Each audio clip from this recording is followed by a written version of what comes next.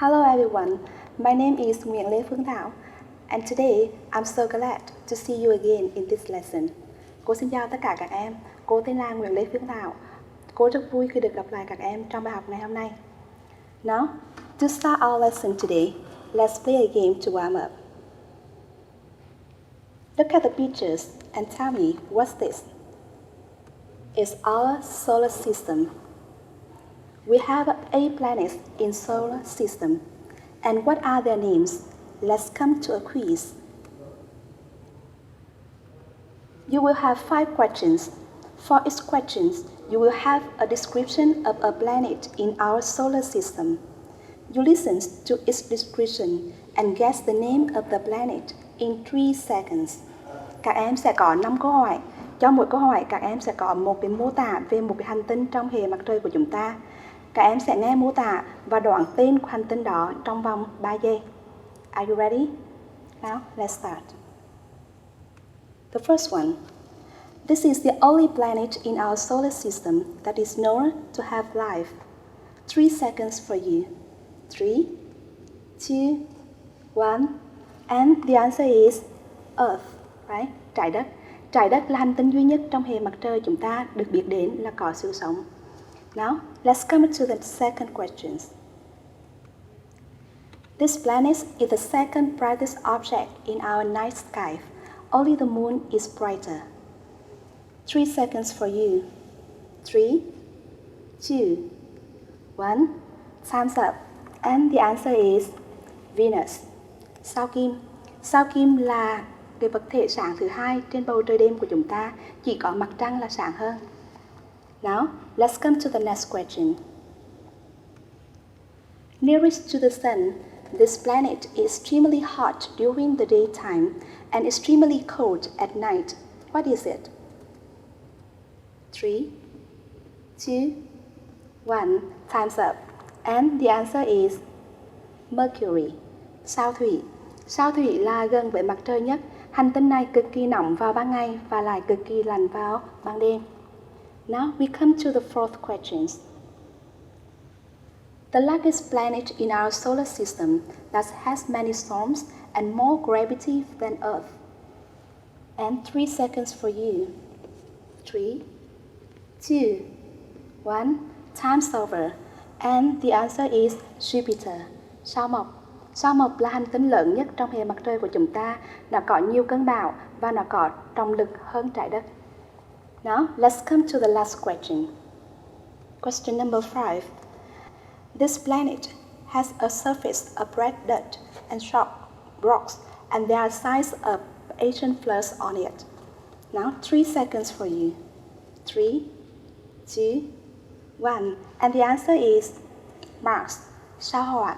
Sao Hỏa là một hành tinh mà nó có bề mặt là những cái bụi đỏ và đá, có những dấu hiệu của những cơn lũ lụt xa xưa ở trên nó. Chúng ta vừa biết được tên của 5 hành tinh, ngoài ra còn có 3 hành tinh khác, đó là sao Thổ, in English we call Saturn, và sao Thiên Vương Uranus và sao Hải Vương Neptune. Can we travel to these planets in space? The answer is yes, in a spacecraft with the help of some astronauts, right? And travel to another planet in space can be called space travel, and that is the topic of our Unit 10. We come to a close look one on page 49, vocabulary. Now, you open your notebook and copy the title of our lesson today.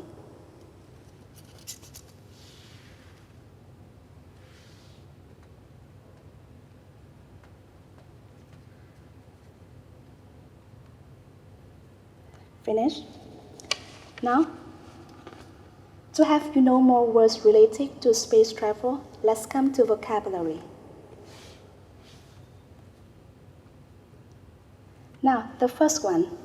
To send something such as a spacecraft, weapon, etc. into space, into the sky, or through waters. That is, launched, launched, launched.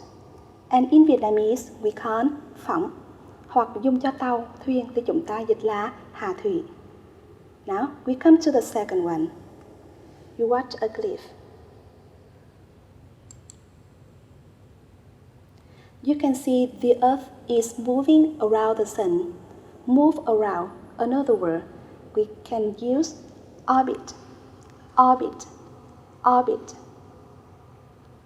And in Vietnamese, it means xoay quanh hay là đi theo quỹ đạo. Về danh từ của nó là gì? Danh từ của nó cũng là orbit. Tuy nhiên, nghĩa của nó là quỹ đạo. Now, let's come to the next verb. To use or control a machine or make it work. In English, we have operate, operate, operate.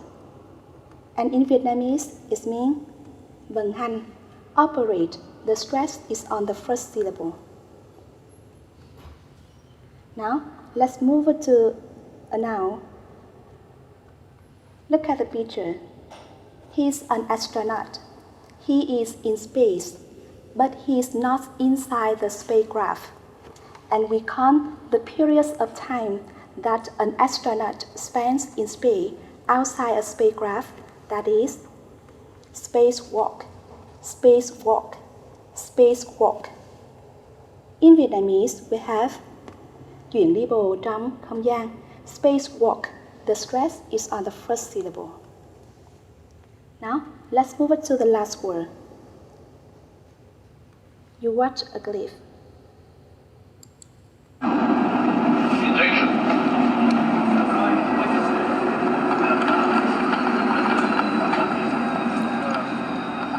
They are in a flight.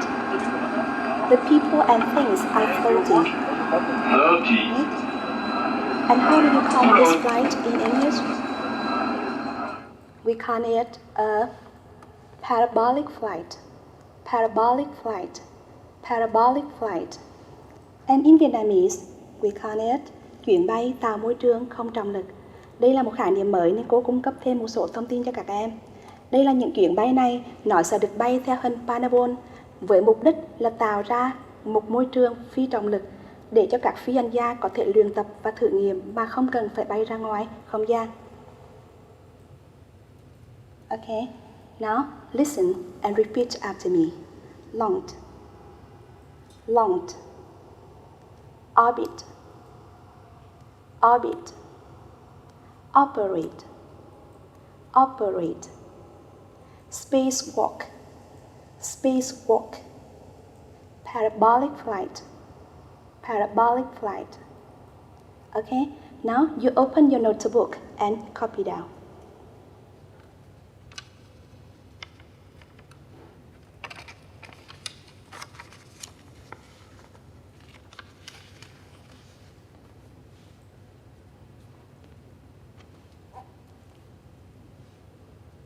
Finished? Right? Now, let's come to check vocabulary. We have two columns, column A and column B. In column A, we have 5 verbs, and in column B, we have words that often goes with these verbs. Now, let's match. You have 5 seconds to do the test first.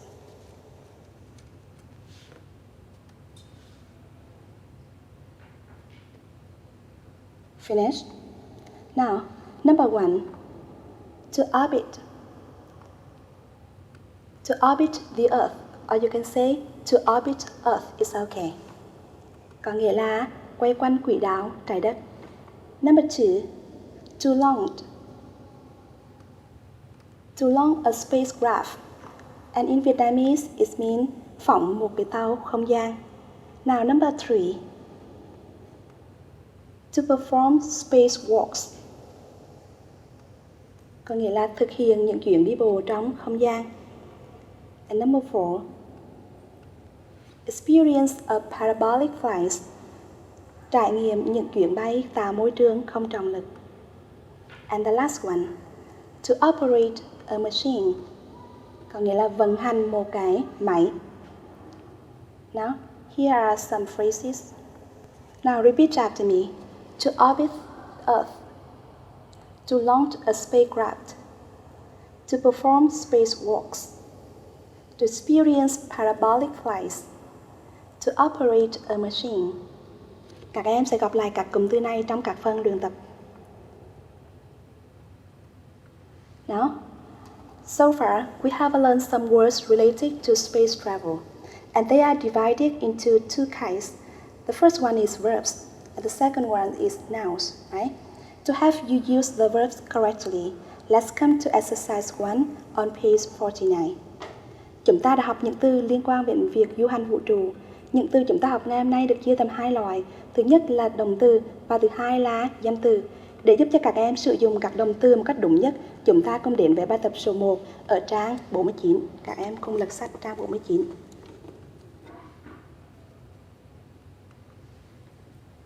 We have 5 sentences with some missing verbs. Now, you read the sentences and fill the gaps with the verbs provided. But remember to modify the verbs if necessary. Chúng ta có 5 câu. Bây giờ với những động từ đang còn thiếu, bây giờ các em sẽ đọc 5 câu sau và chọn động từ thích hợp để điền vào chỗ trống. Và các em nhớ phải thay đổi hình thức của động từ nếu cần thiết. Now you have some time to do the task first.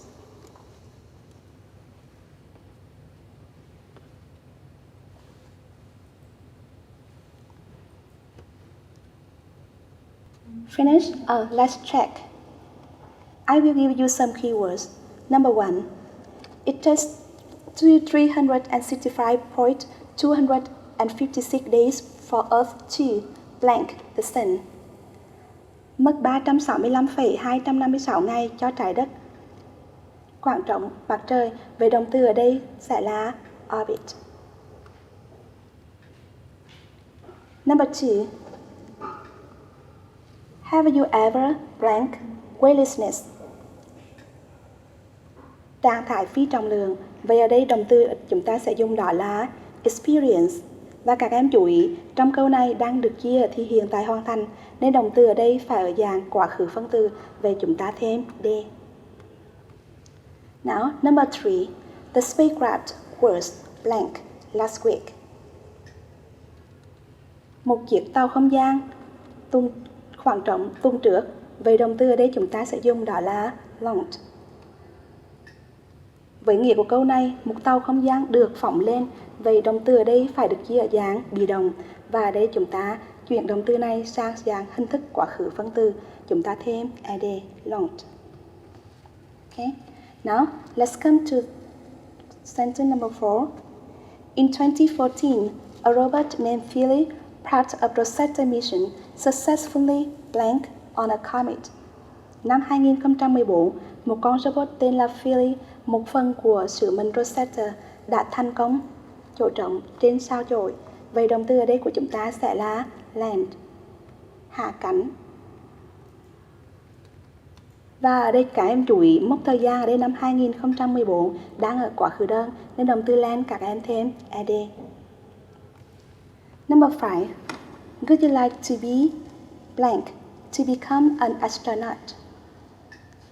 Bạn có muốn được chỗ trống để trở thành một phi hành gia không? Vậy động từ ở đây của chúng ta sẽ là train. Với nghĩa của câu này, bạn có muốn được huấn luyện. Ở đây chúng ta dùng hình thức bị động. Vậy động từ train chúng ta sẽ thêm ed. Okay, we have finished practicing the verbs, right? And now let's come to some nouns. He's Phạm Tuấn and he's an astronaut, right? Can we become an astronaut? The answer is yes, if we are trained. So how the astronauts are trained? Let's come to exercise 2 on page 49. Phạm Tuấn là một phi hành gia. Vậy chúng ta có thể trở thành phi hành gia hay không? Câu trả lời là có, nếu chúng ta có đủ các tiêu chuẩn và chúng ta được huấn luyện, đào tạo.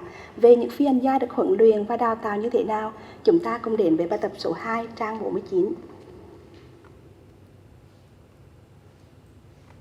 We have a paragraph with 5 missing nouns.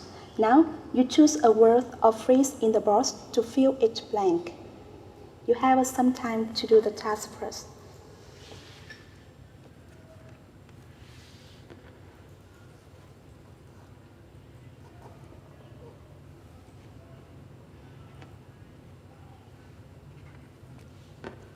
Okay, finished.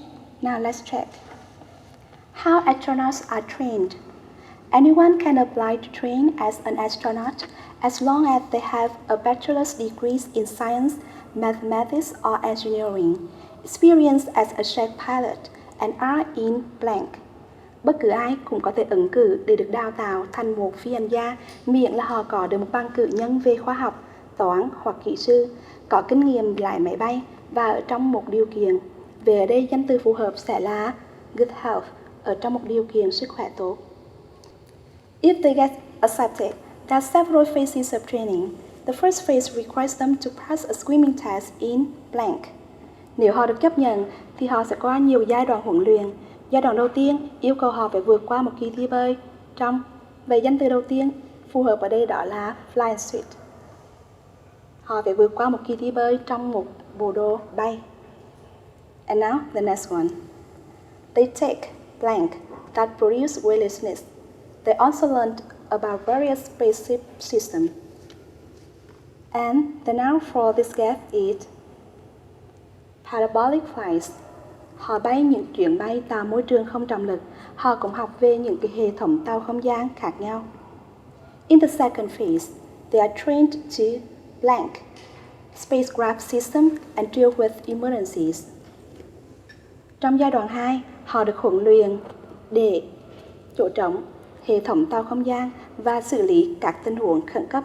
Vậy động từ ở đây chúng ta phải chia đó là operate, vận hành. Okay. The training often takes place in a water tank laboratory so that trainees become familiar with crew activities in simulated microgravity in order to perform blank. Việc huấn luyện thường diễn ra trong một phòng thí nghiệm hồ nước để những người được huấn luyện trở nên quen thuộc với những hoạt động của phi hành đoàn trong một môi trường phi trọng lực giả định để thực hiện những cái chuyến đi bộ trong không gian. Và ở đây danh từ của chúng ta sẽ là spacewalks. Now we have finished vocabulary, and now we move on to another part. Mai and Lang are at an English grammar contest. Mai is going to be on stage. She said, "I'm so worried. I don't know what to do now." Lang replied, "Break a leg, Mai. I'm sure your performance will be great." Mai said, "Thank you. I hope so." Now, you pay attention on break a leg. Okay? Does it mean that to cause a leg to separate suddenly or violently into two or more pieces? Of course no. It means good luck. Vậy trong đoạn hội thoại, các em thấy cụm từ break a leg nó có phải có nghĩa là làm cho chân mình gãy ra thành nhiều mảnh không? Dĩ nhiên là không, mà nghĩa của nó chính là chúc may mắn. Vậy cụm từ break a leg chúng ta gọi nó là một thành ngữ, hoặc tiếng Anh chúng ta gọi nó là một an idiom. So what is an idiom? An idiom is a group of words whose meaning is different from the meanings of the individual words. Thành ngữ là một nhóm từ mà nghĩa của nó khác với nghĩa của từng từ riêng lẻ. Now, our topic today is space travel. So, we will learn some idioms related to space. Today, we have 4 idioms. Now, let's come to the first one. Nick and Susan have just received their English test result. Nick said, "Wow, I passed my English test." Susan said, "Congratulations. How do you feel now?" Nick replied, "Thank you. Now, I'm over the moon." So we have over the moon. Is an idiom. So, what does it mean? It means delighted. In Vietnamese, we call rất vui hay là rất hào hứng. Nick và Susan vừa nhận được kết quả kỳ thi tiếng Anh. Nick nói, tôi đầu kỳ thi tiếng Anh rồi. Susan nói, chúc mừng bạn, bạn cảm thấy như thế nào? Cảm ơn, bây giờ tôi rất vui. Now, let's come to the second idiom. Tom is interviewing Mike about his hobby. Tom asks, "Do you like reading newspapers?" Mike replies, "No, I don't. I only read newspapers once in a blue moon." We have once in a blue moon. What does it mean? It means occasionally, not very often. Vậy thanh ngữ này nó có nghĩa là gì? Nó có nghĩa là không thường xuyên hay là hiếm khi. Tom đang phỏng vấn Mai về cái sở thích của anh ta. Tom hỏi, bạn có thích đọc báo không? Mai trả lời, không, tôi chỉ đọc báo thỉnh thoảng hoặc là hiếm khi tôi đọc báo. Now we come to the third one. The manager of the restaurant is doing a survey on the food quality. So the manager asked a customer, Thomas, how do you feel about our food? Thomas replied, the food here is out of this world. I will come back next time. The manager replied, thank you. I'm so happy to hear your answers. So you pay attention on this out of this world. What does it mean? It means amazing. Or in Vietnamese, we can rất tuyệt. Người quản lý nhà hàng đang tiến hành một cuộc khảo sát về chất lượng của thức ăn. Người quản lý đã hỏi một người khách hàng tên là Thomas, ông cảm thấy như thế nào về thức ăn của chúng tôi? Thomas nói, thức ăn ở đây rất tuyệt, tôi sẽ quay trở lại vào lần sau. Người quản lý nói, cảm ơn, tôi rất vui khi nghe câu trả lời của ông. Now, let's come to the last idiom. Mai is talking to her grandma. Grandma asks, what are you doing, Mai? Mai replies, I'm learning English. Grandma asks, what for? Mai replies, I can learn about the world, watch films in English, meet more people. Oh, the sky's the limit, Grandma. Now we have the idiom here is, the sky's the limit. So what does it mean? It means that almost without limit. Về thanh ngữ này nó có nghĩa là không có giới hạn hay là rất nhiều. Bà và Mai đang nói chuyện với nhau. Bà hỏi, cháu đang làm gì vậy Mai? Mai trả lời, cháu đang học tiếng Anh. Bà nói, về cháu học để làm gì? Cháu học để biết về thế giới, để xem những bộ phim bằng tiếng Anh, để gặp gỡ được nhiều người. Ồ, còn rất nhiều thứ nữa bà. Now, we have learned 4 idioms related to space, right? Now you open your notebook and you copy the idioms and their meanings.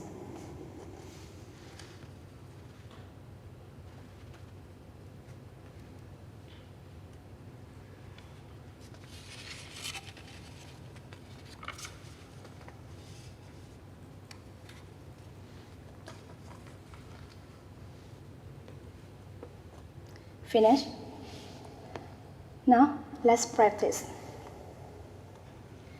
We will have 4 short conversations with some missing idioms, and we have 4 idioms in the box. Now, you fill each blank in the short conversations with the correct idioms from the box, right? Now, the first conversation. Hoa and Mai are at the concert.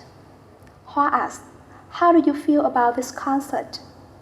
Mai answers, this concert was blank. It was an awesome experience. Mai replied, me too. So the correct idiom here is out of this world. Cái buổi hòa nhạc này là rất tuyệt. Now we move to the second one.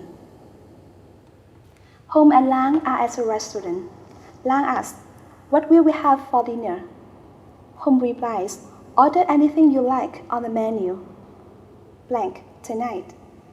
Lang said to the waiter, we would like Cobb salad for the starter, and then fried chicken, lobster, and etc. Hùng và Lang đang ở trong một nhà hàng. Lang hỏi, chúng ta sẽ ăn gì cho buổi tối? Hùng trả lời, hãy gọi món gì mà em thích trong thực đơn.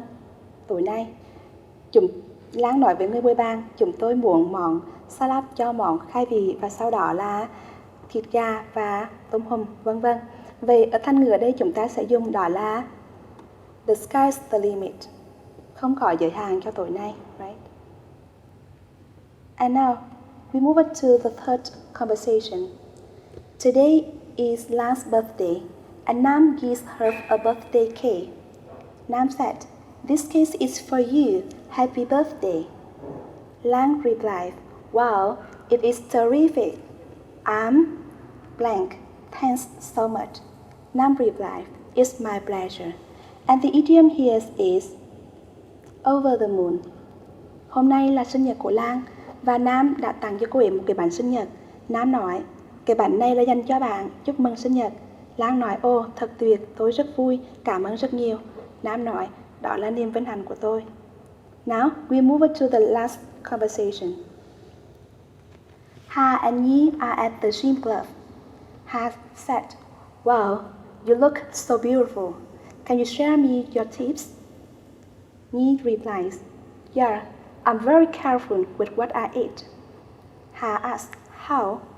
And Nhi replies, I often eat healthy food, so it's only blank, I eat fast food.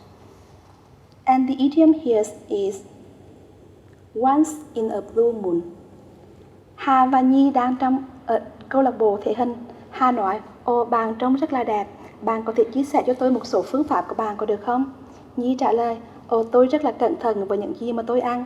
Hà nói, vậy cẩn thận như thế nào? Nhi trả lời, tôi chỉ ăn những thức ăn tốt cho sức khỏe tôi hiếm khi hay là rất ít khi ăn đồ ăn nhanh.